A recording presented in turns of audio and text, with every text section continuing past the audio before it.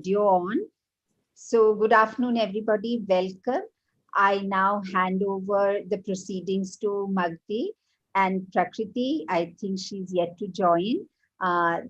They are students in the MA Gender Studies program, and they will walk us through this really much anticipated panel discussion with Shuchi Kapila, Shubhra Nagalia, and Mary John. So Magdi, please. And we'll turn the recording on, so you can please start the YouTube link on now.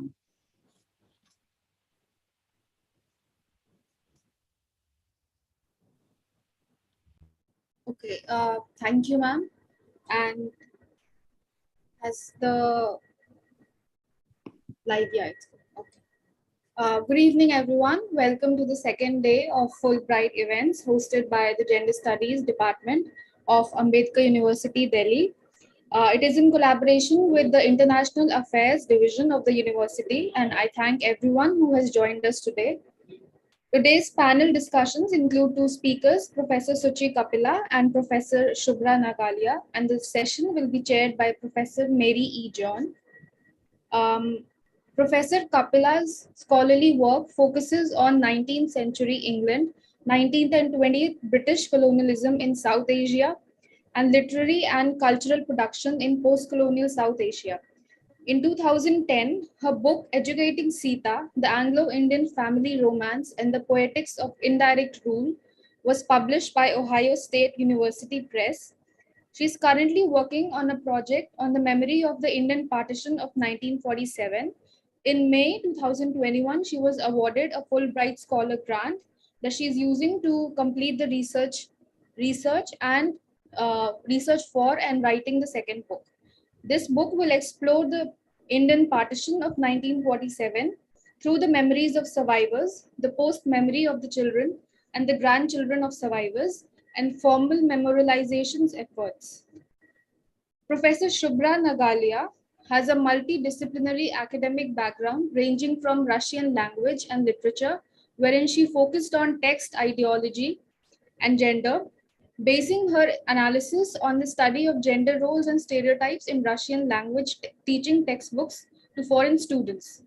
She has been a medal-winning student of women's studies in India, Pakistan, and Sri Lanka, while expanding her expertise in the field of political science as well.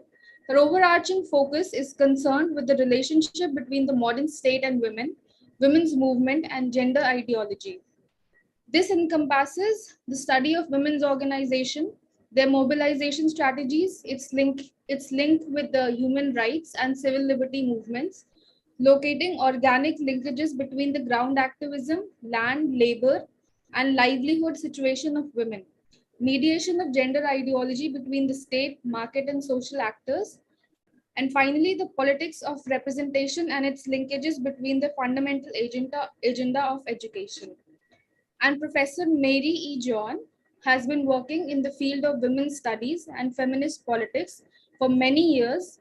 She was a director of CWDS from 2006 to 2012, and before that, she was associate professor and deputy director of the Women's Studies program at JNU, New Delhi from 2001 to 2006.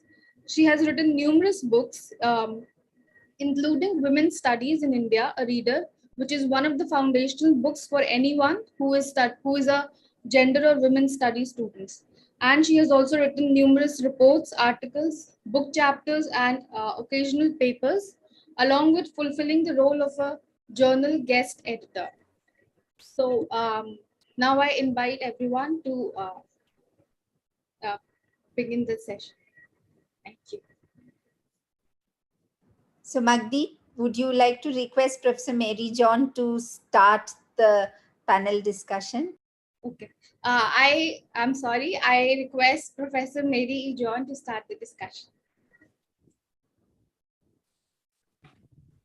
Thank you, Magdi and Krishna and everyone at AUD, and of course, especially Shubhra, sorry, and everyone who is part of this, I think, remarkably topical panel discussion today that is going to be looking at Roe v. Wade, or rather the moment today in relation to Roe v. Wade, whether in its US or in fact its effects and its implications perhaps for us in India. So in a sense, I see this as one of those global moments which we often in India actually don't embrace. Even though in our classrooms we have been very, when we think of our coursework and our curricula, we deal with feminist theories and issues often, with the predominance of Western theories and then Indian concerns, Indian theories. I don't find us actually in practice taking on global issues. Also, we have this occasion of the Fulbright and the fact that we have our visitor here today, such that Fulbright itself is an interesting fellowship that enables students and faculty from the US and India to visit each other, as it were, visit each other's spaces to study and research. So it's an interesting fact that, we are mirroring that in a sense here in this panel discussion. So the first point I want to make is that in a way, I shouldn't call it Roe v. Wade. I should call it the US Supreme Court's, the leaked information that everyone has. Somehow it's become as public as though it were already ordained, that this leaked information regarding the new composition of the US Supreme Court is probably in all likelihood going to overturn the historic judgment of 1973 of Roe v. Wade. And in a way, in ways that are both like and not like. I'm reminded of another moment a few years ago, this Me Too moment, which was similarly global. However, the Me Too moment enabled a deep identification on the part of many of us. And it had its repercussions in our context in very context-specific ways. We weren't simply imitating a moment in the US. And this could not be more different from this particular moment of Roe v. Wade, where there is deep disidentification, if you like, with what this judgment might imply. But I would put the two together, if only because both are taking us back to the 1970s. Both, in a sense, take us back to what is often called second wave feminism, the moments when, in fact, abortion was a matter of struggle, the moment in the US when violence was also a matter of struggle, and the question of legal reform was very much a question mark.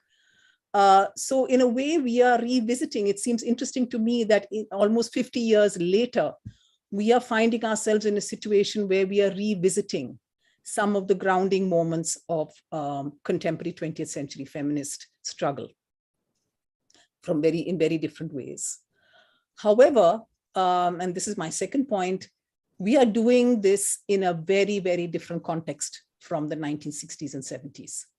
We are now in this moment, which in politically appears to us at least, and that may be we could question this. Why are we saying that this is such a different moment?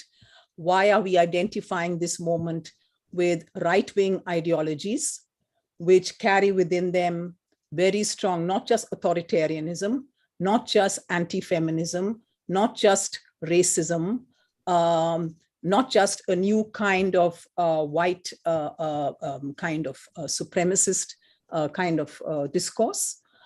Many things that seem to, at least on the face of it, seem to place us in a different space than was true in the 60s and 70s with the political, seemingly, I'm saying, the promises of that time.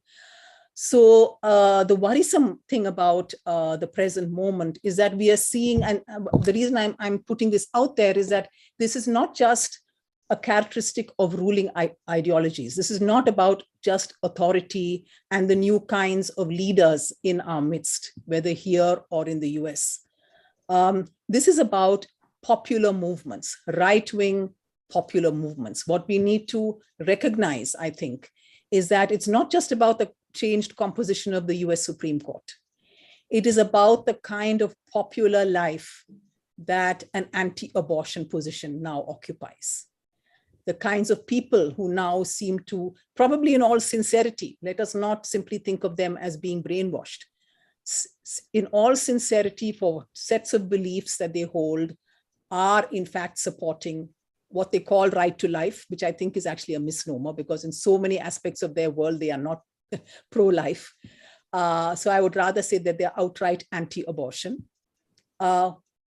What is it that enables this kind of ideology to have such popularity today?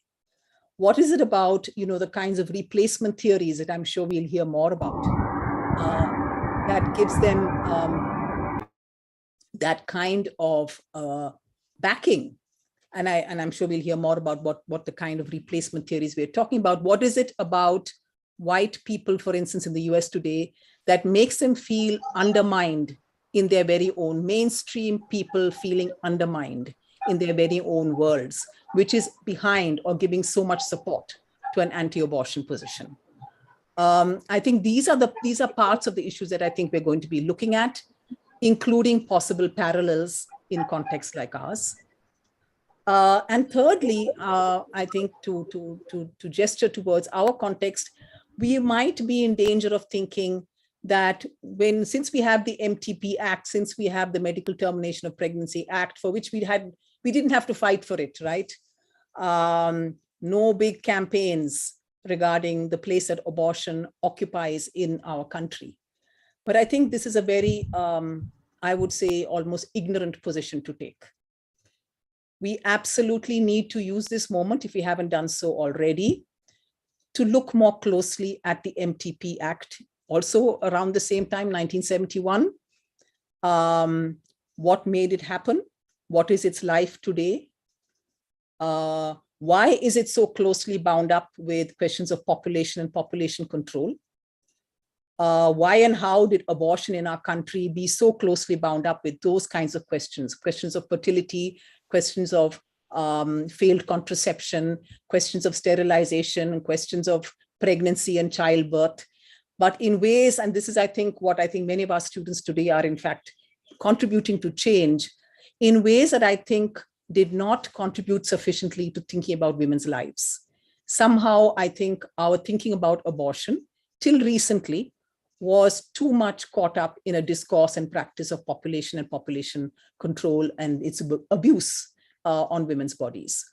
I think there is plenty of room to ask ourselves, why does abortion in our context occupy a gray zone? Why is it such a stigmatized when people, in fact, how often do we talk about it? How often do we acknowledge its presence in our midst and the experience of it? And I think the only time that underwent a significant change was when we began questioning sex determination testing and its outcome in the form of sex-selective abortions.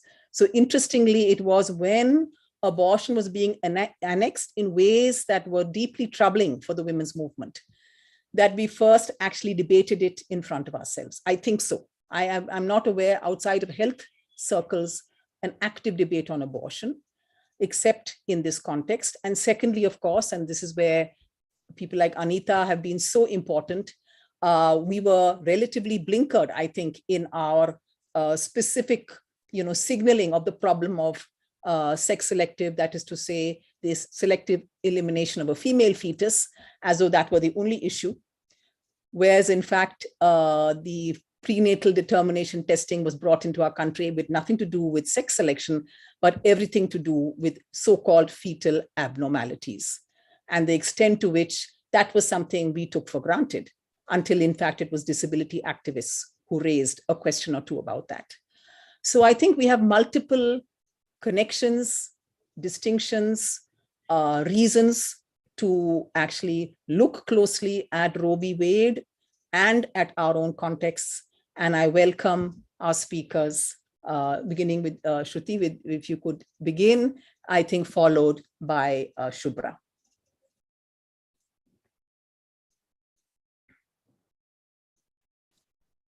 Okay. Great, thank you. So I take it that was a signal for me to start. Yes. Okay. Well, thank you so much for setting that context, Mary. And again, I feel I feel like I did yesterday that this is a kind of a tall order, just because Roe v. Wade is so complicated and there are just so many wheels within wheels. So I'll try to do my best to kind of give up a kind of a perspective. And I feel again that I'm talking to generations of students who may not have been kind of in the fray at the time that this got legalized, or may not have as much familiarity perhaps with the second wave feminism in the United States, which I don't either. I was here during second wave feminism. So this is kind of a learning experience for all of us. So I decided to just give you a historical perspective to Roe v. Wade, and along the way, touch on some of its key issues. I'm going to share my screen, and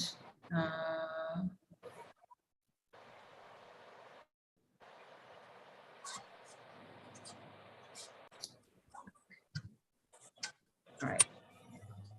So these are some of the the subheading tells you the questions of body choice, autonomy that I hope I'll touch on. So it is an astonishing turn, something that Mary also mentioned, in the history of the present, that we have come full circle to debating Roe v. Wade once again. Equally astonishing was the victory of Donald Trump in the 2016 election. Can you all hear me? Yes. Okay. It took even the revered and pioneering Supreme Court Justice Ruth Bader Ginsburg by surprise. If she had known that Trump would come to power, she would have agreed to resign from the Supreme Court so that President Obama could appoint a liberal Supreme Court judge during his tenure as president. In the US, Supreme Court judges are nominated by the party in power, confirmed through a series of hearings in the Senate at which both parties are given the opportunity to grill the candidate. In my second year in the US as a PhD student, the confirmation hearings of Justice Clarence Thomas took place. The most memorable and dispiriting part of these hearings were the sexual harassment accusations made against him by as dignified, erudite, and honest a person as the law professor Anita Hill. The peculiar combination of political expediency, legal venality, and misogynist cultural responses are etched forever on my brain. As you all know, Clarence Thomas was confirmed at the end of those hearings that were a reminder of what men in power are capable of doing, and that neither law nor language had adequate resources to describe what happened. So there's Clarence Thomas, that's the Supreme Court of the United States. When we come to the tenure of Donald Trump, 2016 to 2020, he nominated 2 conservative justices to replace those who had died in previous years. One of these appointments was when he was on his way out, and so not morally authorized to replace a justice, and that was when Ruth Bader Ginsburg died. The appointment of Amy Coney Barrett to the Supreme Court rang alarm bells for feminists in the US. Sorry, here we go. So you can see that these 5 now are in the majority, and they are all appointees of conservative presidents, Republican presidents, and that leaves Justice, the 3 here are Democratic, and then Justice Roberts has to kind of maintain, the balance, but you can see how hard that would be. So when she was confirmed, she definitely dodged this whole idea of abortion and made it sound as though, no, of course not, of course that's not our intention, which is why the leak is so significant. This is why the leak of the draft plan to overturn Roe v. Wade was recently received with shock and horror. It's fair to say that the left has been surprised, unprepared for the triumphs of the right in recent years, leaving many of us reeling, now facing the prospect of raising our children, our daughters especially, in a post-Roe v. Wade world. And this, truly is, frightening. So what was Roe v. Wade? A landmark 1973 Supreme judgment by the US Supreme Court ruled that restrictive regulation of abortion by the state was unconstitutional, and so made abortion legal throughout the US. The case involved Norma McCorvey, who died in 2017, who was named Jane Roe to conceal her identity, and Henry Wade, the district attorney of Dallas County, Texas, where Roe resided. In the 1960s, advocates of women's legal right to abortion used the word choice to describe women's place in law, women's rights in law, which were not privileges granted by men. Women should determine what happened to their bodies. Consent was combined with the idea of privacy, which had not been used to describe women's reproductive rights until then. This was a critical moment in equal rights for women and also the making of second wave feminism. So those were the three appointees, and I'm just gonna, okay. A little prehistory of Roe v. Wade to put it in perspective. From 1800 to 1900, abortion was one of the options that women took to terminate pregnancy.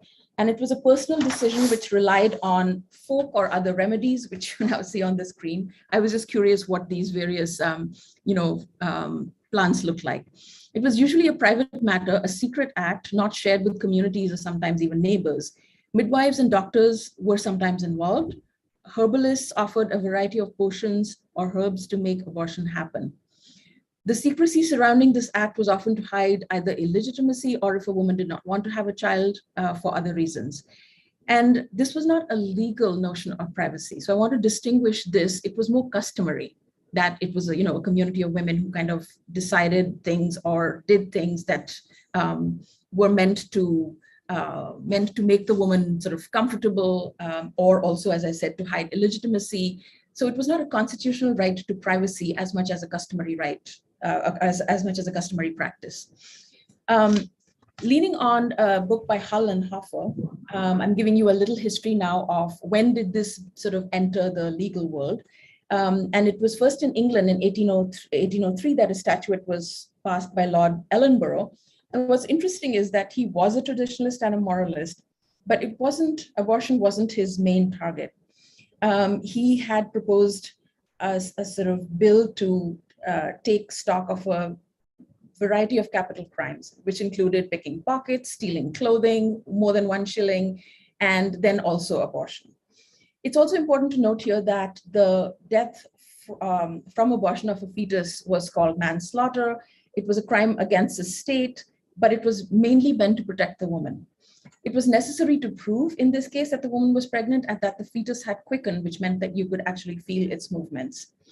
Hallenhofer pointed out that in America, the first reported case was in 1812 in Massachusetts, and it was brought against a man called Isaiah Bangs, but it was dismissed because the prosecution could not prove whether the woman was pregnant or had quickened, or whether the fetus had died in the womb. So the case was dismissed. Then from 1821, Connecticut became the first state to criminalize abortion. In all these cases, though the concern was to penalize the abortionist, it was, as I said, mainly meant to protect the woman. The law did not make the woman accessory to the crime, and the prosecutions occurred only when the woman suffered harm or died. Then 1828 to 29, Missouri, Illinois, New York, they adopted similar statutes to Connecticut. New York had a clause saying that if abortion was necessary to preserve the life of the mother, it was allowable. So we're seeing a phase where slowly through this phase of the 19th century, it is becoming illegal. Waves of abortion laws spread to Iowa, Indiana, Mississippi, Arkansas, and Maine in the 1830s and 40s. And at the same time, towards mid to late 19th century, you're seeing the construction of, the sentimental idea of the family, ideas about maternal health were current, and the well-being of the entire unit became prominent, which meant that if there was some, thinking that if having too many children was bad for the woman's health, that then abortion was allowable, sort of morally okay. Hallenhofer cited a historian who estimates that in the 1850s and 60s, the rate of abortion had risen to 1 per 5 or 6 live births. The next stage of the story is that with the professionalization of the medical profession and the involvement of doctors, a concern for the fetus and the mother emerged to turn the sentiment against abortion. So when we're thinking of causes, and at the same moment, Episcopalian and Roman Catholic ministers began to campaign against abortion. So it was first Episcopalian, but it was first Roman Catholic and later on evangelists, who, as we know, most recently are most active in the anti-abortion movement. This is also the time, now we're saying late 19th century, this is also the time when thinking about race began to reflect on the superiority of the white race and the fear of increasing numbers of, for instance, African Americans. And so I'm not going to talk at length about replacement, but I had mentioned to a few of my colleagues here that the person who shot at people in Buffalo had left some sort of a manifesto and believed in replacement theory, which basically meant that you replace people of color in the US with white people. And it is a kind of frightening thinking about populations and demographics that is inevitably racist, that is inevitably genocidal, that has now become something that you see in public discourse. So to me, that rings alarm bells. It's also sort of horrifying because, of course, you have the great shadow of the Holocaust over the 20th century. And so the next thing, so I'm arriving at this kind of very quick 19th century history to then take us to the 1960s. So in this phase, abortion has been made illegal. In the 1960s, Laura Tannenbaum and Mark Engler point out that, and Mary was also referring to this, several major events in the late 1960s heralded the birth of what is often called second wave feminism. The year 1966 saw the establishment of the National Organization of Women, or NOW, while 1967 featured both the introduction of the Equal Rights Amendment into the Senate and groundbreaking pickets at the New York Times opposing sex-segregated job ads. Then in 1968, protests at the Miss America pageant set off a whirlwind period that marked the movement's most intensive use of direct action. It also announced the existence of radical feminism, a branch of the movement with an agenda and attitude distinct from the organizing of liberal groups like the NOW. I'm just taking you through, a series. So this was like the protest at the Miss America pageant. It's a Welcome to Miss America cattle auction. Equal Rights Amendment, people were taking to the streets, people were protesting, there was real fervor, there was real anger among women. At the Women's Strike for Equality, this is 1970, and this is you can see that there are women from many different backgrounds and racial groups present here. I'll have cause to talk about the Women's March later on in my paper to say something that reminded me of this moment. So I wanted to show you pictures. And of course, inevitably, there are a range of civil rights being debated at this time, but abortion is right up there in that list. So women took to the streets and there was a lot of action. So here are three that I just wanted to mention to you. The Equal Pay Act signed into law. It was among the earliest federal laws that aimed to end wage differences between men and women performing the same work in the same place of employment. Title IX established gender equality in education. This is really important. I'm actually not sure of what the Indian equivalent is, but here's where I hope that Shubhra and Mary will enlighten us. But Title IX is often seen as the law that protects survivors and victims of sexual harassment, sort of sets due process in place at educational institutions.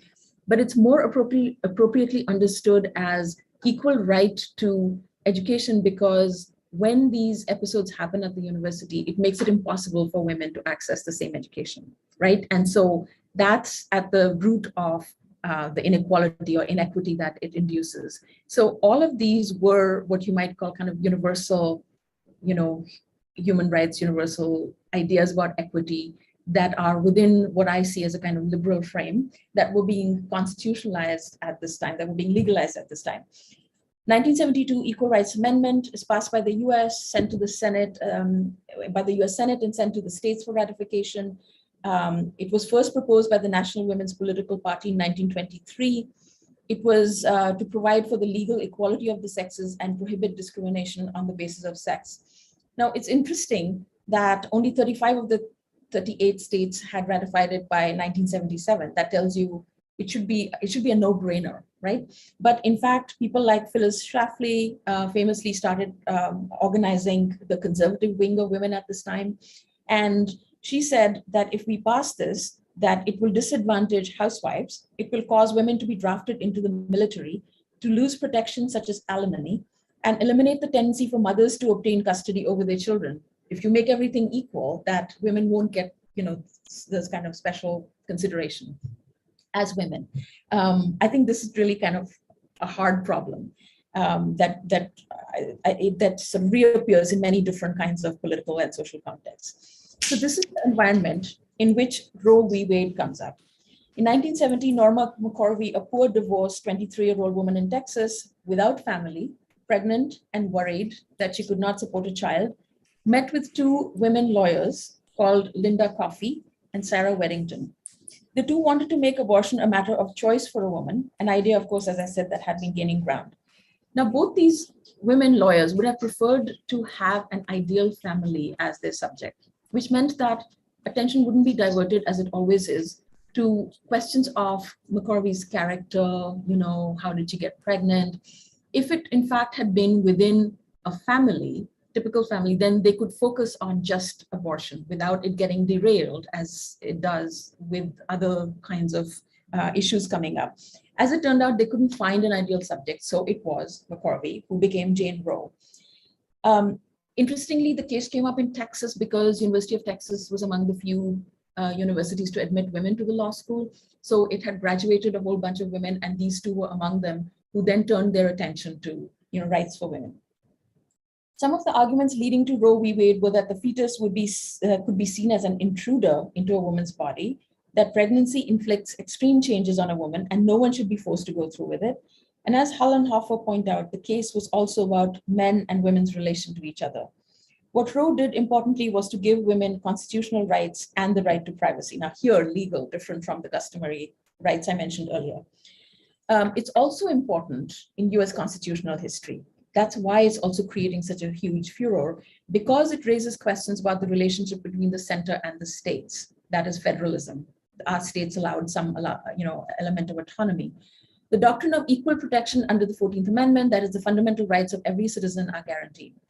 It also has raised religious questions about how family is defined, women's roles within that family. Roe invalidated dozens of state abortion bans and restrictions and allowed people to terminate a pregnancy up to the point that a fetus can survive outside the womb, generally understood to be 24 weeks of gestation. So once it was passed, what do you think? What do we think? Did things sort of stop at this point that a law has been passed and everything should be good?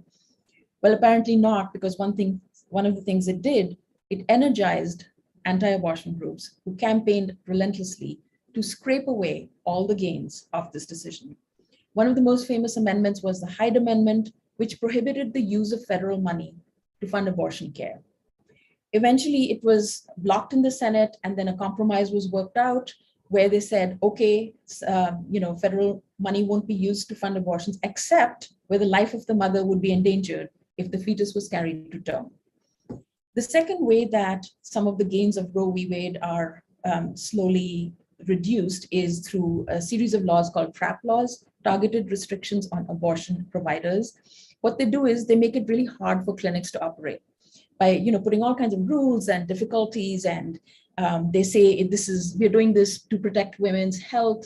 So there is so much paperwork and it is so onerous to run an abortion clinic that they shut down, right? So that's one way that people have sort of tried to prevent this from becoming a universal law. So what were the consequences of Roe v. Wade? It was found that 70% of legal procedures in New York City, for instance, simply replaced abortions previously obtained clandestinely and illegally. So which means that, as research has shown, it is not that the number of abortions go up. They stay relatively stable in culture, but they just become legal and visible. And so I think that's important. The other consequences were that death from abortions became really rare after Roe v. Wade was passed. Before that, most women who died were women of color, usually poor, impoverished women. Birth rate has declined and teenage pregnancies were down by a little less than half. So basically, it had all these good effects also. Now, what happens if Roe v. Wade is struck down?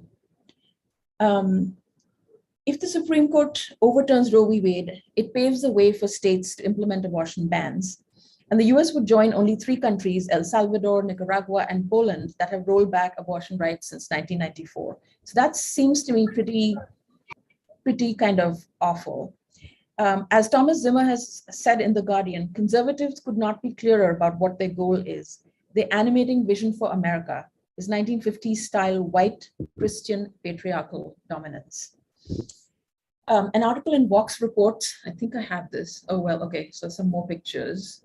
This is actually from later. This is more recent, in the 2000s.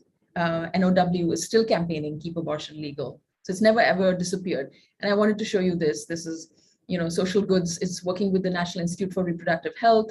As we were saying, how has this returned? Retro sweatshirt. People are now wearing 1973 because we're really going back to that moment of time. And so, bringing it back into our consciousness as that kind of pioneering moment. So 22 states already have abortion bans on their books right now. And I think the total number is going to go up to 28. You can see this is sort of the picture. 3 of the states, they have early term bans, near total bans, and near total bans sort of enacted even prior to Roe. So even states, I guess what surprises me, even states like Michigan, where you see Michigan over here, that have swung towards the Democrats, has this long history of conservatism on this particular issue. In order to make Roe v. Wade into a law, again, most bills, if a bill is passed in Congress, it needs 60 votes to pass. The Democrats, as you know, have only half, right? It's like deadlocked right now, which means they would need to have at least 10 Republicans on their side. And I think there may be 2 women who would, but there's no chance that they are going to win this legislatively. So people are saying that what Biden could do is, if he can't protect abortion rights, he can increase access to Medicare, to medical abortions, and also enable providers to set up clinics on federal lands in states where there are restrictions, right? So you can provide access in other ways. So from here, so you can see the situation is pretty dire.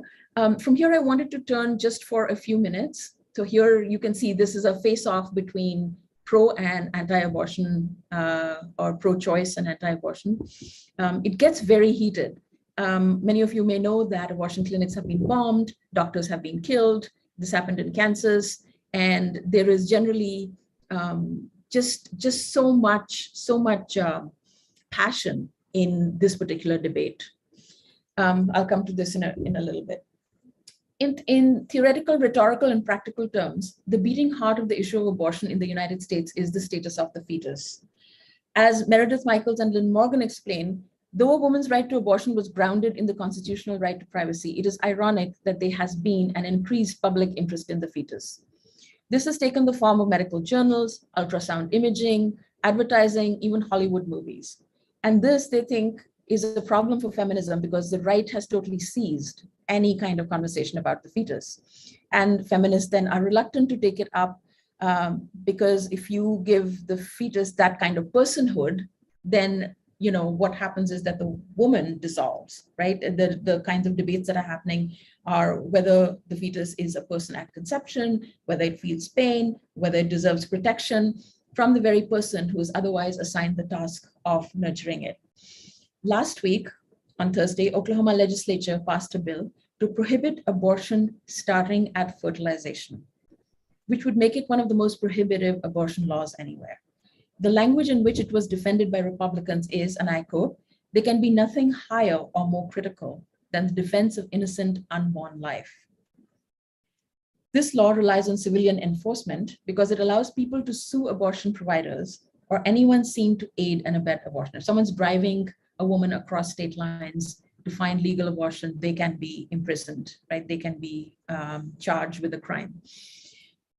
So the suggestion from feminists is some of the ways to get around this. If you don't want to sort of start talking about the fetus, and that then assumes a larger than life, place, then maybe fetal humanity should be determined in terms of relationships, where the pregnant woman is the primary node mediator of those relationships. The problem is the idea of corporeal autonomy, bodily autonomy, Western liberal personhood. So we both need the apparatus of liberal personhood, and at the same time, we can't strategically deploy it in the case of the fetus. That I see as, a main dilemma. I'll also say, as somebody who is, pro-choice, I don't think that it helps feminists to diminish how significant and important and earth-shattering a decision it is when you do talk about the fetus. Like, what if we took that ground from the right? I think that seems important to me. Not sure how exactly we do it, but I'm just throwing that out there. And I'll conclude with this last piece. In terms of the feminist movement on the streets, in January 2017, a day after the inauguration of Donald Trump as president of the United States, thousands of women took to the streets in Washington, D.C. to protest the general misogyny that had characterized his attitudes, his speeches, his ideas. A tape of him giving advice to another man on how to grab women, and you will be grateful to me that I have truncated this quote, was released not long before he took the oath of office. This was of a piece with the toxic masculinity espoused by Trump and its accompanying misogyny that was rightly perceived as threatening the rights of women. One of the largest turnouts ever, the Women's March built momentum, but was also divided over perceived anti-Semitism, tensions between women of color and white women, and the difficulties of building future political platforms from a diversity of subject and political positions that women in the US occupy.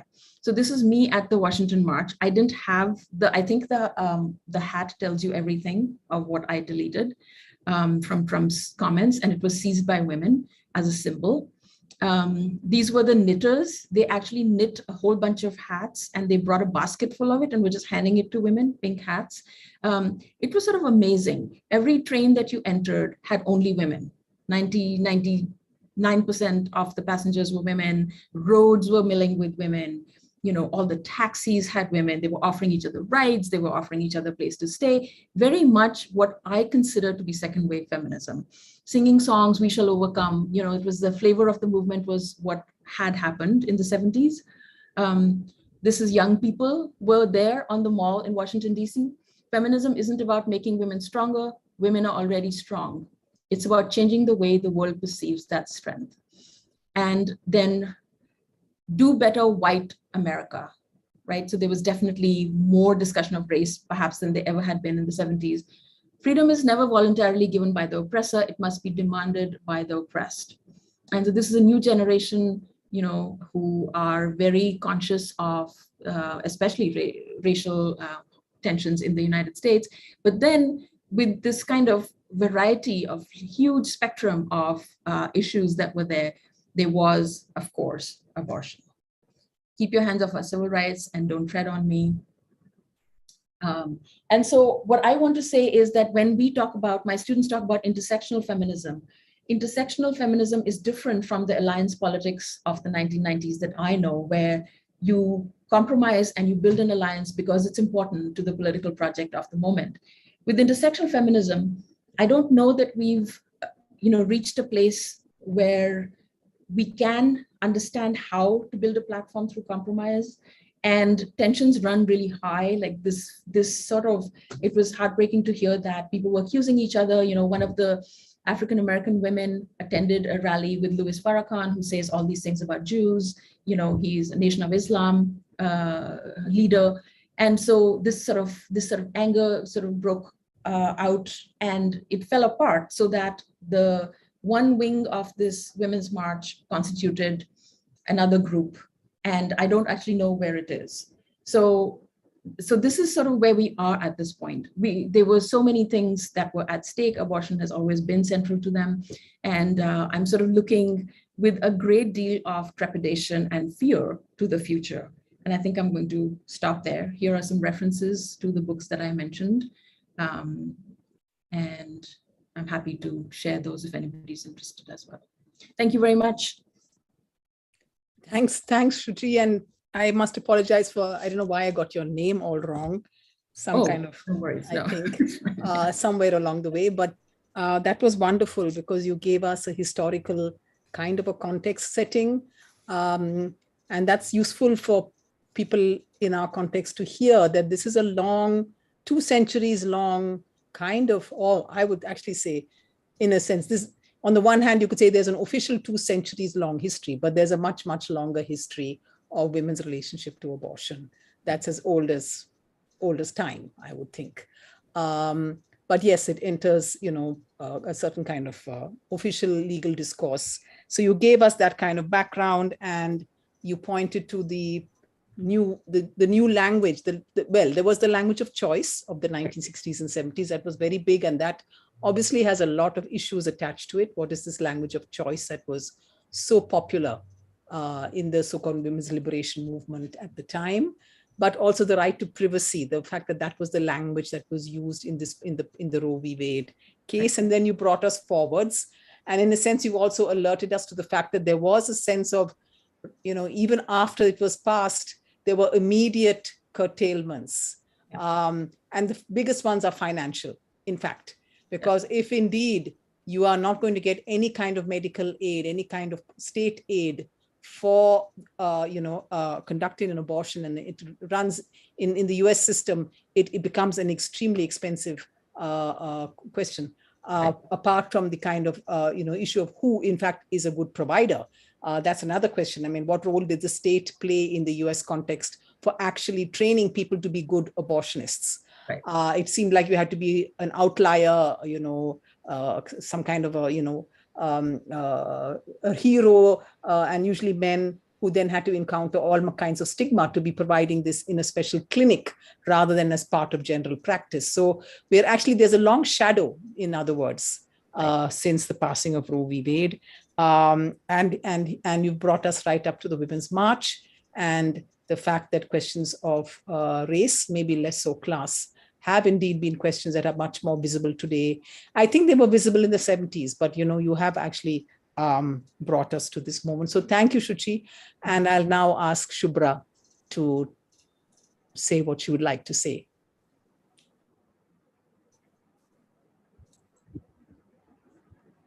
Shubhra, please unmute yourself.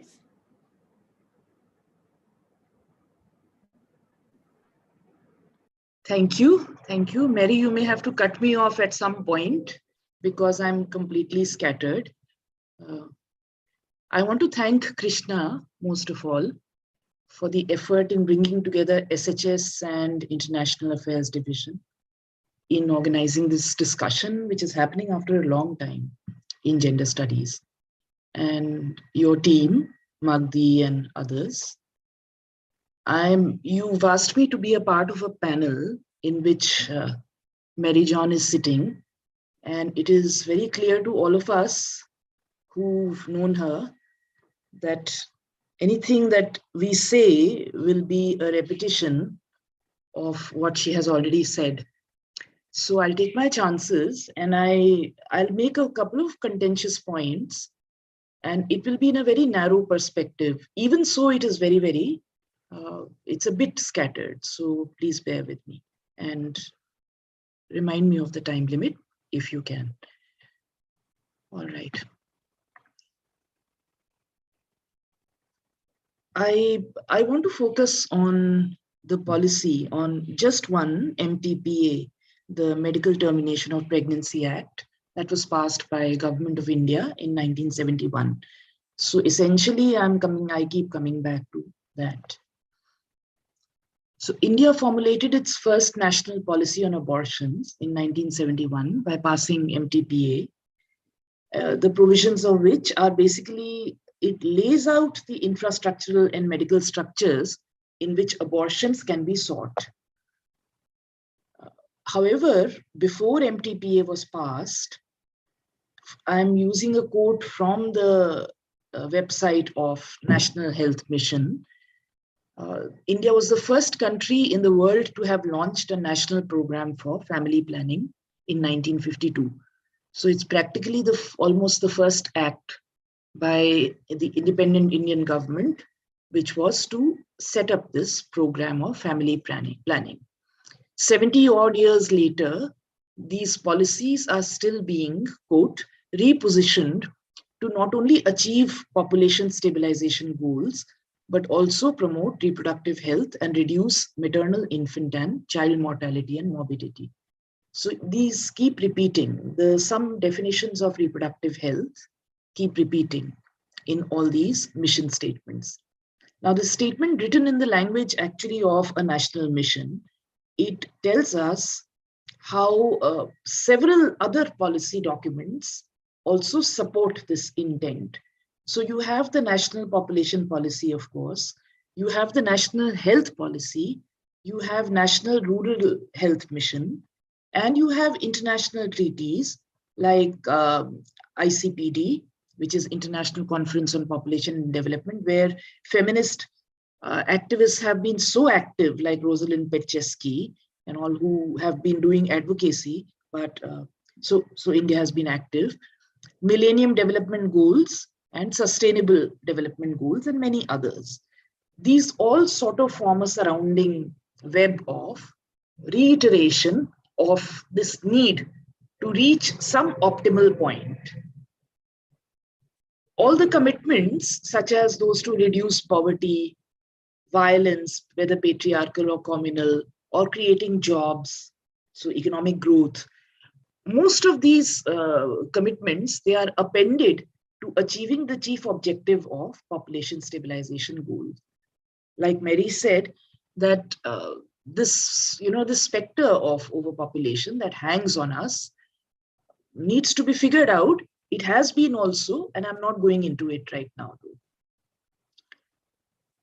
except to say that women health activists they've had to struggle very hard to point this out and to mitigate some of the effects of appending the state agenda of population control to the reproductive autonomy and rights of women in India.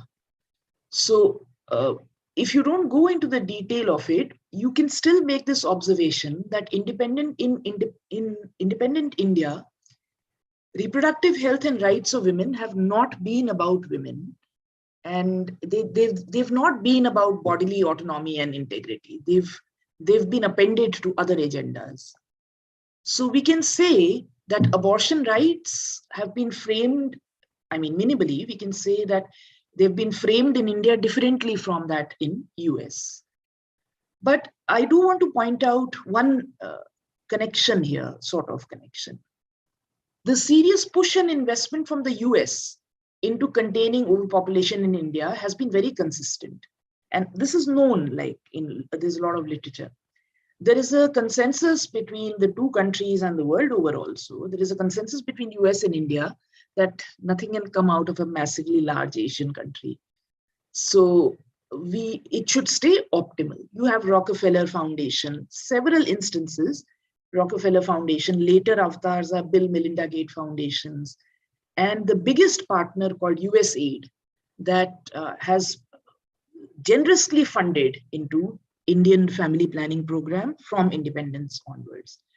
We do have to note here that a lot of the NGOs that have worked in this sector have filled in a vacuum and a gap of providing safe abortion services also, introducing women to modern contraceptive methods, and so on and so forth. So it is an important service also that this capital flow into India has enabled women to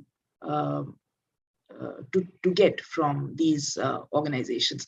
So a friend from public health expert pointed out that one immediate effect would be with the potential reversal of Roe v. Wade and this right-wing environment, ascendant right-wing environment, is this funding will immediately, it will get reduced. And that will have an impact on a statistics which is extremely worrying at the moment in any case, which is that of abortion deaths. So that is there, that is there between US and India. But 7 decades later also, this is undercut also by the fact that I was reading Bill and Melinda Gates Foundation website and their foray into contraceptives and modern birthing practices. It has still, if you look at the statistics that National Family Health Planning provides you, you will see that the contraceptives use in India still remains very small. One slightly questionable source puts it down to 8.5%, which is actually quite less compared to the effort that has gone into it. So in terms of impact, it has actually very little impact. So we must not forget a very contaminated history of contraceptives in our country. And Dr. Satyamala has documented it very well, the kind of work that women's health movement has done in fighting these multinationals, and not only the multinationals, but the nexus with the medical sector, and storming everywhere these very contaminated clinical trials would take place upon poor and marginalized women, where no information was given to them. So this history is there of contraceptives, and extremely poor outcomes of it even then. So even today, the safety of contraceptives has not been ensured through transparency. So you won't find which contraceptives on the websites. You won't find what is the breakdown of those contraceptives. So there is no transparency even today, or information regarding clinical safety of these contraceptives. So perhaps one way in which there is limited use of these. The second, again, this is a contentious point, and I'm already revising it in my head. But to me, it seems that it's a point long in making. It is a point of which Professor Kapila covered it so well, of the ascendant right-wing environment, but it has been in the making for some time. We know here that we have had a very long gestational period of this kind of an environment. So the point that I'm making is that there is, if you read the Act, and if you read some surrounding documents, and if you read a little bit of legal interpretation of it, you get a sense that this Act can be read entirely differently with very little effort. So that's the second point I'm making, that ascendancy of these forces and restriction, moral restriction of abortion and other reproductive rights of women in the US would enable such forces in India also in certain circumstances. So I'm going to do a very quick reading of the, time permitting, quick reading of the Act, the policy, in which you can clearly see that there are tensions. And I won't go into details of it, but just very little bit of information that these tensions are regarding how the document tries to straddle sometimes absolutely opposing intents. One is the statist compulsion of encouraging abortions, such as by increasing gestational period alone. And the other is somehow managing the morality of Indian motherhood and the immorality of terminating a fetus. So you can see that this tension is there. If you will see, like right now, I want to give you a couple of points so of course, what I'm saying is compensating tropes are being used in the Act to manage these anxieties. Now, let me drop this point. This is the legal point made by a group of lawyers from Patna. And what they are saying is that the MTPA Act can be read as unconstitutional also, because it contravenes several legal provisions by not deeming the fetus as a viable life. So I won't go into that, but that was the point regarding what enabling environment in US can give to us. And very quickly, in India for the first time, the total fertility rate has dropped below the replacement level. The replacement level is 2, and the other day, Mary Shuchi and I were discussing this. It's amazing how replacement, the word replacement, keeps coming up in contexts like in Buffalo, mass shootings there. And for us, the predominant anxiety of somehow, at the moment, taking it down to replacement levels, but then it can change instantly. So in India, for whatever reasons, and I do want to say this is a slightly silly point, but I do want to say that for whatever reason, statist or otherwise, the fact is that women can get an abortion with stipulations. By and large, we can get an abortion in India.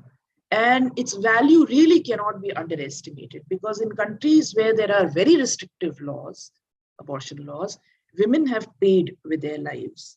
And really, I mean, Ireland comes to mind. And that's not the only example. So MTPA is a by declaration, it calls itself a liberal policy. It's been hailed as a liberal policy, but there are several anomalies here. And I'll very quickly go over the anomalies. One is, of course, we all know the tragically high rate of abortion deaths, botched procedures, complications, very painful. Even the technique that WHO has vehemently denounced, the techniques of abortions that are used for cheap abortions is very painful and causes a lot of complications and deaths. So we have a situation where, by the report of World Population, the World Population Report of 2022 says shockingly that 67% of abortions in India are unsafe, 67%. And it is, anyway, so that statistic, so it says 8 women die every day due to unsafe abortions. Like, this is a shocking data for a country that was the first country to take up family planning, that since 1971 has a liberal abortion policy. And if you will see that so feminists have pointed out, health activists have pointed out that why is this? This is because the policy is not undergirded by any substantive meaning. So there is no funding, for example. There is no proper funding for such provisions, such as providing abortions. And if you will give me a second, so if you look at the budget, in the budget from 2021 to 22, you had 82,910 crores devoted to it, allocated to family planning. And whereas there is only a 0.1% increase in 22-23, when 67% abortion deaths are due to unsafe abortions, and the figure is very high, 83,000 crore is the public spending. It's a dismal figure. So health activists have pointed out that then it is simply a question of, you're not really talking about anybody's life. You're not, like Mary said, that it's not a pro-life position, it's an anti, it's not even safe abortion. It is just population containment also at one level in the act. The second point that the feminists have made is that this policy has no provision for serious liability or conviction of medical practitioners or quacks in situations of death. And I've spent 2 days trying to find data on what convictions have happened. My student Kritika, who's doing fantastic work on botched sterilization deaths in Chhattisgarh, sent me one case. And these were what, Kritika? 18 deaths. So one case of a doctor found culpable by Supreme Court being acquitted by High Court because the doctors went on a strike. And if you look at the act, then the act will actually says that notwithstanding anything contained in the Indian Penal Code 45 of 1860, a registered medical practitioner shall not be guilty of any offense under that code or any other law for the time being in force if any pregnancy is terminated by him in a court. So it is talking about termination of pregnancy here. But as many people have pointed out, according to section 312 of Indian Penal Code, causing a miscarriage is considered to be an offense. So the MTP Act, therefore, is shielding the doctors by, and there are several such provisions in the Act, which in one case where grievous harm has been caused, the equipment has been seized. So you have, it's pointed out that since there is no liability for abortion deaths or causing miscarriage or grievous even bodily harm, there is this outcome of the act. And of course, the thing that Mary said, that it was pointed out also that PCPD and PCP-NT Act was passed in 1994, but the sex-selective abortions are, in a way, MTP Act does not stop sex-selective abortions to happen. It may even facilitate them. So this was pointed out, and we know the sex ratio, the skewed sex ratio in India, and these acts, and since there's no time, I'm not going to the amendment, which happened in 21, which was nothing very special. It loosened further the abortion provisions in two senses. One was it increased, sorry, I forgot to tell you, this MTPA 1971 allowed up 12 weeks, up to 12 weeks, it allowed termination, and 20 weeks in case of special circumstances. The amendment, it took 12 to 20 and took to 24 weeks. So, and of course, the provision of medical practitioners. The Act demands that medical practitioners authorize an abortion request. Feminists have pointed out that this kind of infantilization, this kind of actually real lack of any autonomy of decision-making of women is one of the ways in which this Act really is not for women. It is not women-centric. So and another point which I cannot again stress enough is that disability is actually seen as a risk. If you look at the language, disability is seen as the risk to the future of the nation and to the couple.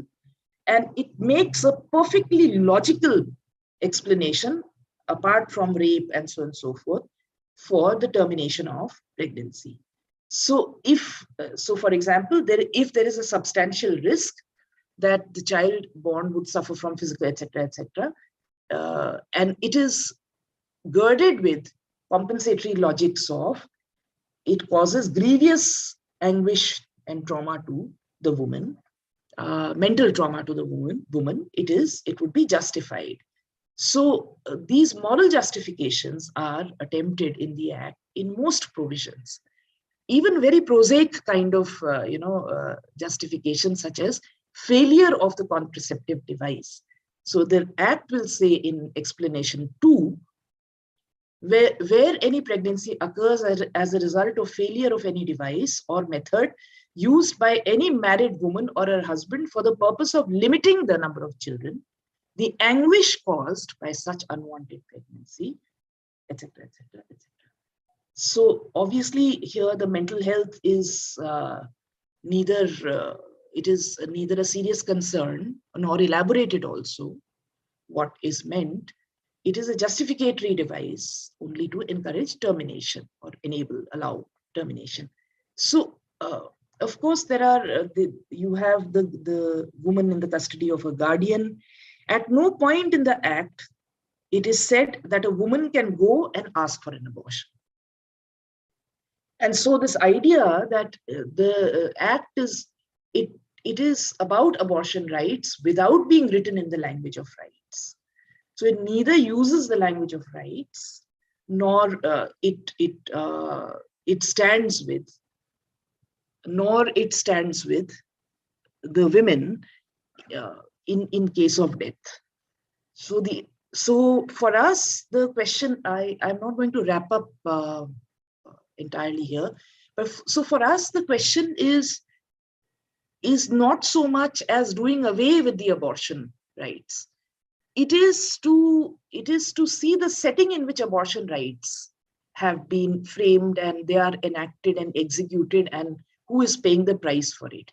So it is for women's movement. Like Mary said, I would agree, although there were crossovers, that women's movement has not taken up abortion as any serious issue. But the women's health movement, for a time, took it up quite furiously. And even if overpopulation or the population agenda were not to be seen as one of the overarching reasons why these fallouts are there, because there are surrounding, I still feel that abortion rights are absolutely crucial. And I feel that we need, this is the final connection with the US, that we need a long due women's march on asking for the right set of policies. I mean, this policy, 63% unsafe abortions. And Kritika, the Chhattisgarh that she's working on, I mean, she just started with this question. Why the hell are women going back to sterilization when the death rate is so high in Chhattisgarh? And these questions have to be asked. These questions have to be somewhere the connect back with Chhattisgarh, with these places where these deaths are actually happening, because safe abortions are afforded by really a very small percentage in India. So in a sense, it may be a good moment to make these kind of alliances, if not intersectional with the US, but these kind of alliances where we can ask for policies which are women-centric, which are going to give women what the discussion is about, bodily integrity and bodily autonomy. Because these laws don't. Every time you go on the abortion table, you don't know if you'll come back. So these laws don't. So I'll end there. Thank you, Shubhra. Can you hear me? Yes. Okay. Yes. No, because I'm having a problem with my screen. So Shubhra, that was marvelous. I hope that my presence was actually part of why it was marvelous. You really have done something which, in a situation where we don't have actually enough on the subject in our context, we have not made it our question. I feel I would still repeat that, even if, as you say, the women's health movement in our country has been second to none. And it has had to inherit a pre-given context of population control of the worst kind, abuses of the worst kind, including mass contraception like Depo-Provera and so on, which were endangering the health of women rather than giving them any kind of control over their reproductive bodies and so on. So you have given us that context in a very fine way, and indicated to us, therefore, also the fact that because this, I would just say that, as you said, the from USAID to Ford Foundation to UNFPA to everyone, all the international bodies that are part and parcel of population discourse, we have such a complex combination of an international set of pressures and state level pressures. And I might add, which was basically anti-people, anti the poor, but effectively an anti-lower caste in a sense, but I would say more recently, therefore, also communalized. We have seen this population control discourse getting more and more communalized. So yes, the difficult question is how do we read, as you pointed out, how do we read this MTP Act? And in fact, my suggestion to you would be that actually it's not a right in India. We do not, I would say that if you look at it, it is actually still an exception. The MTP Act in India is an exception to the prior colonial act whereby abortion was illegal. So what we have is a series of exceptions when, in fact, you can conduct an abortion. And as you've pointed out only too well, it's assuming at the best scenario is married woman failure of contraception is what that's the box we have to tick if we land up in that situation, which is far from, and as you pointed out, the extent of unsafe abortion. So we are actually in a very bad position, therefore. We do not have anything remotely like a right to abortion. And that has to be placed within the context that you've suggested, which is contraception and the whole gamut of questions of sexuality and reproduction that are part of our lives. And we need to find a way to make more space for that in the population-centric discourse, which is losing ground, as you said, the population-centric discourse is losing ground every minute, because we have, in fact, seen such drops in fertility that we are now below replacement levels in many, many states, including very poor states.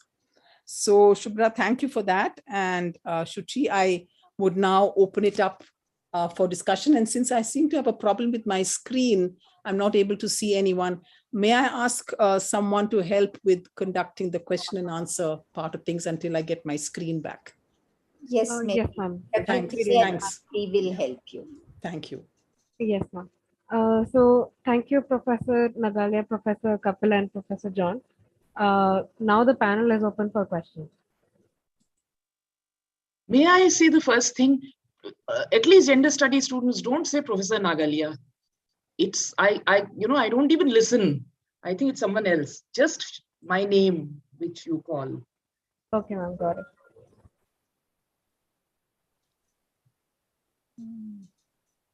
Is it all right actually if I start with a question? So this is to all of the panelists. It was, I think, a couple of months back when I read about a couple of factories in Maharashtra that had started giving their women workers this particular medicine to delay or even terminate their menstrual cycles that happen every month. So, and this was said to be for the reasons of productivity, so that women wouldn't, miss their work, which anyway is paying less in factories. So, in that context, while it's not directly related to abortions, but it's one of the causal factors of why their reproductive systems get affected very, like, to an adverse extent. So, as a solution for something like this, would you say that a separate sort of like union or a system structure for something like this should be made within workers or and labor's union itself? Should there a structure be made within those, or should there be a separate women's union that looks at these issues that are specific to menstruating people, not just women but also trans persons, because these are issues that often get overlooked? So yeah, that is my question. Mary, do you want to have a go at it, or should I? What should I do? Shubhra, please go ahead.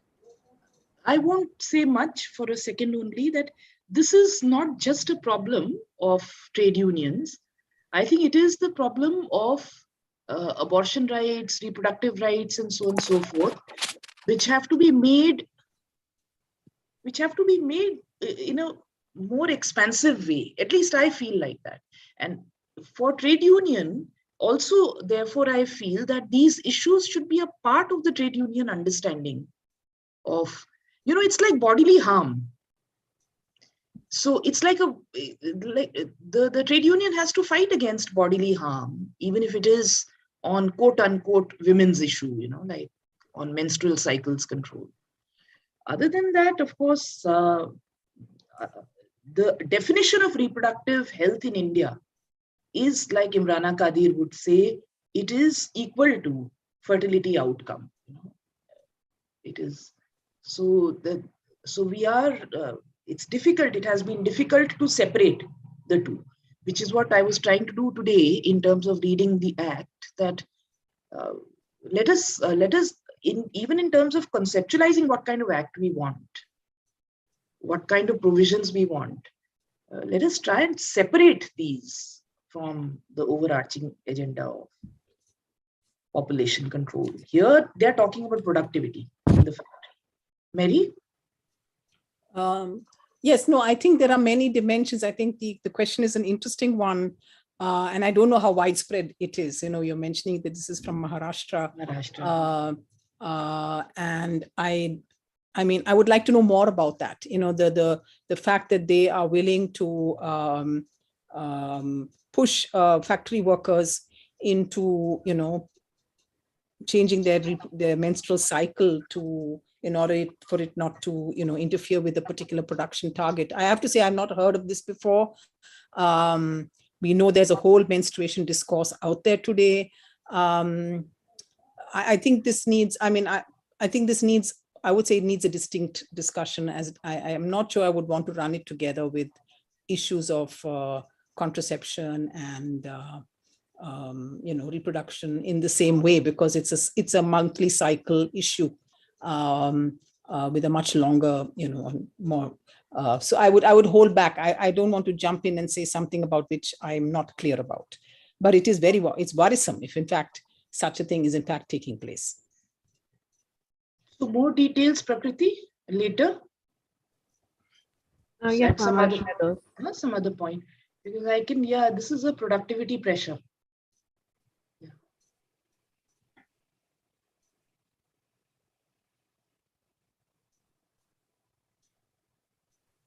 If anyone else has, oh, sorry. No, I was just going to say that that I don't feel competent to, obviously Mary and Shubhra are the experts here, but it seems to me that the question of autonomy is really important, and I don't know how exactly it plays itself out.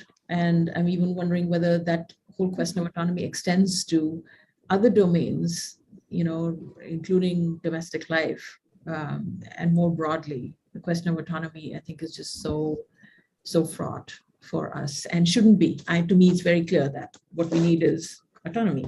I mean, end of story. So I think that's really a good point. I just wanted to say that. Yes, Rachna, please go ahead. Hi, thank you, Krishna, and everyone for this very important discussion.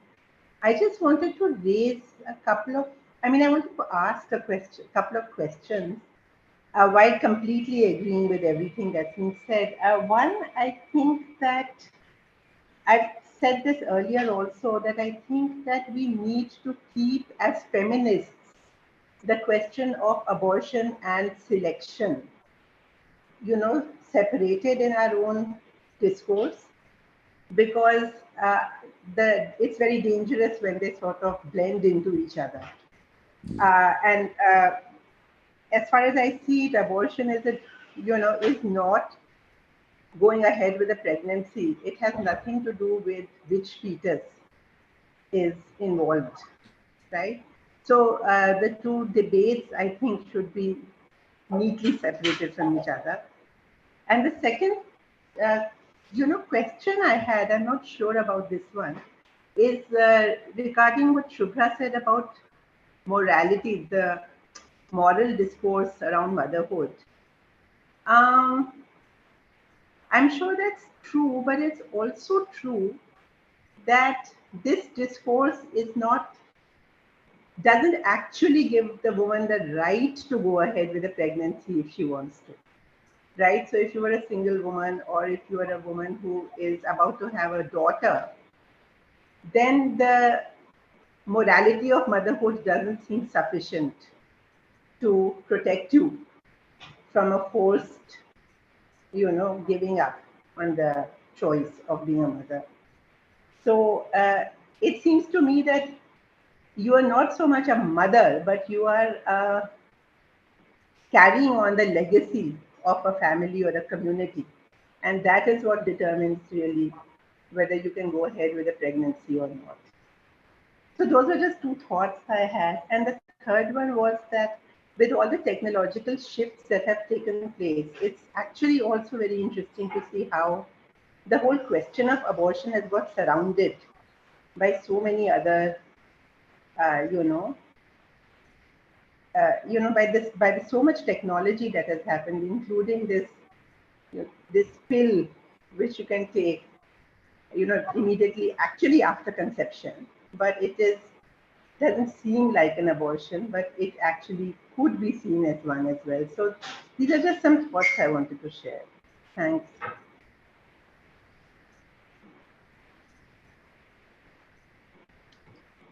Who wants to start? Shuchi, do you want to say something? Well, I think that the Oklahoma law, for instance, does talk about the kind of valuing of the fetus at the time of fertilization. So for them, that morning after pill will also come under very serious sorts of legal constraints, and I think that's what they're trying to do. So that's to the question of, yeah. The other one, I'm not sure. I feel like I need to hear more on what you said about separating, the question of abortion with sex selection. They are two completely distinct things, and I don't think the sex selection part of it is necessarily part of the American landscape in quite the same way as it has been in India, with also its history of so the son preference kind of culture. But just about the paternalism that then makes women more for the family or talks about fertility and their contribution to the state. That's definitely part of what the American right is saying. I read something absolutely ridiculous, and I don't know if this is true, but the sort of rumor mongering and fear spreading is so extreme that certain news channels in the US have been talking about how fetuses are used. I shouldn't laugh, but fetuses are used to light lamps. I don't even know what they mean. I mean, how is that even possible? I actually read a news report. So this idea that there are all these fetuses, discarded, lying around there, it's their rhetorical and linguistic moves are really good. And I think the left needs something to counter all of the images of this dystopia of discarded fetuses, women running rampant. So there's a lot of conservative, I hate it when people in America say family values. Like, I feel like punching whoever says family values, because I associate it with absolutely the worst politicians and associated with this kind of moralism. And I feel like some of that I was also hearing in what Shubhra was saying, so those are some of the connections. I'm not sure I'm providing an answer to anything, but I'll just stop there. Quite important to do so. Well, Rachna, I see your point. Actually, while reading the MTPA, the MTP Act, there is this, like, only when I read the critiques of it, some critiques of it, it came to me that it is absolutely, it doesn't say anything about sex selection. And that was a remarkable silence, because in some cases, some provisions are there, particularly when it is outlining when abortions can be provided. So that is the reason why I brought in the critique as well, that the rate of sex selection goes high. I see the danger that you are pointing out. Regarding the morality, I completely agree with what you're saying, that women are not so much as, but it's just the act. The act does not let women remain just women. I mean, the assumption is that you are a mother, and the assumption is that something exceptional has happened to you to cause grievous, like grief and injury and mental trauma, which is why you're getting this done. So this is what I meant. You're having to manage both. And they never, I didn't get time to talk about those aspects where the act never ever uses the terminology of fetus, unborn fetus, never. It just says termination of pregnancy. Right, absolutely. And so only in that sense, just the management of these, it's like Amrita Pandey speaks about surrogacy, and she talks about, the way white women and the brown women are sort of trying to cope with this idea that child is a transactional commodity and how to transact it. So that a little bit in the act, this was a tone that I thought about the technology. I'm the morning after pill, very much necessary object. But I agree with Shuchi that, like in the US, I think US is the torchbearer of everything that is really terribly bad in the world. And that could be great also, good also in the world. So in a sense, in the US, we get a sort of a microscopic view of the way right-wing environment, conservative religious environment, what Mary said, is not just in a political party or a government. It's popular in terms of its ideas. It's there everywhere. So it's not just Supreme Court judges or a chief minister or a prime minister. So उस sense में मुझे लग रहा था कि everything will go. Like what Shuchi was saying, that, and there is a threat of taking away contraceptive use also. And so technology can do whatever, but it's these mechanisms, because again in India also, I'll go back to Imrana Kadir only. Her work on technology in the area of family planning, and it's quite amazing. And she has worked on fertility. So Rachna, I'm sorry, am I rambling? So just to say this, that technological change, I feel, has stopped being the decisive factor for how abortion would be seen, how abortion would be made available or framed even. If your question was just this, that I count this in the gamut of things related to abortion, morning after pill. Yeah, no, I think that's what I was also saying, that it's a broader, it's becoming broader. Yeah. Yeah. All right. Thank you, Shubhra. Yeah, okay. If I may come in, I'm sure there are more questions, but I think we'll request Mary to wrap up this afternoon now. And everybody has access to Shuchi, Shubhra, and Mary's email IDs. Please feel free to write to them and carry on with this discussion. And in case you want the reading lists that Shuchi had in her PPT, please write to her. And we'll, of course, keep calling her during her term as a Fulbright Scholar associated with us. I'm not going to let her off the hook so easily. These two presentations have been remarkable, Shuchi. Thank you very much. But Mary, could you please wrap it up? Well, thanks. I'm sorry, I'm still looking at this blank screen, so don't mind. But yes, this has been a very, very interesting and difficult conversation, actually, a difficult panel discussion, in which I think we're seeing connections, but also differences. And I think Shuchi's question, which was a sort of like a genuine question about the US context and the history of the women's movement's engagement with the question of women's choice, right to privacy, and the formulation of the languages of the time. And one of the questions I think, Shuchi, you asked was, what would it mean if we stopped thinking in terms of the woman as an absolute, subject within which the fetus in some sense is irrelevant because it's her choice, it's her body, and she's the center, she's the subject, as it were. And the fact that this centrality of this subject has gotten dislodged and has been, as it were, pushed aside by the rise of the fetus as subject.